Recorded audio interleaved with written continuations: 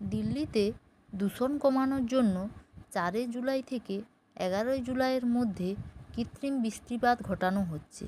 এই কৃত্রিম বৃষ্টিপাত কী এবং কিভাবে ঘটানো হয় তা আমরা এই ভিডিওতে বিস্তারিতভাবে জানব। কৃত্রিম বৃষ্টিপাত হলো প্রকৃতির উপর বৈজ্ঞানিক প্রভাব খাটিয়ে সংগঠিত বৃষ্টিপাত। এর জন্য প্রথমত মেঘ সৃষ্টি করতে হয়, দ্বিতীয় পর্যায়ে এই মেঘকে বৃষ্টিপাতের উপযোগী অবস্থায় নিয়ে আসতে হয় এবং শেষত মেঘ গলিয়ে বৃষ্টি ঝরানো হয়। তবে সচরাচর আকাশে ভাসমান মেঘকে জলের ফোঁটায় পরিণত করে কৃত্রিম বৃষ্টিপাত ঘটানো হয়। প্রথম পর্যায়ে বাতাসের ঘনীভবন।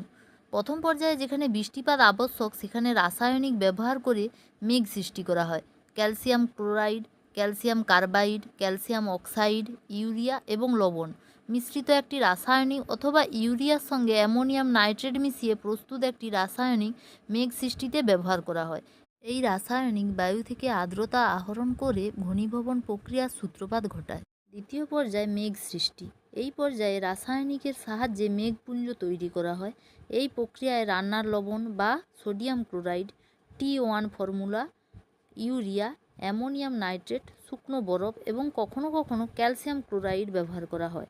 এতে মেঘের দ্রুত ঘনীভবন হয় এবং তা পতনশীল অবস্থায় পৌঁছায়। তৃতীয় পর্যায় হলো বৃষ্টিপাত। এই পর্যায়ে বিমানের সাহায্যে মেঘরাশির উপর সিলভার আয়োডাইড নামক রাসায়নিক পদার্থের স্ফটিক দানা বা কখনো কখনো বিচূর্ণ শুকনো বরফ ছড়িয়ে দিয়ে মেঘধৃত আর্দ্রতাকে বড় বড় পানির ফোঁটায় পরিণত করা হয়, যা আর বাতাসে ভাসতে না পেরে মাটিতে নেমে আসে এবং বৃষ্টিপাত সংঘটিত হয়।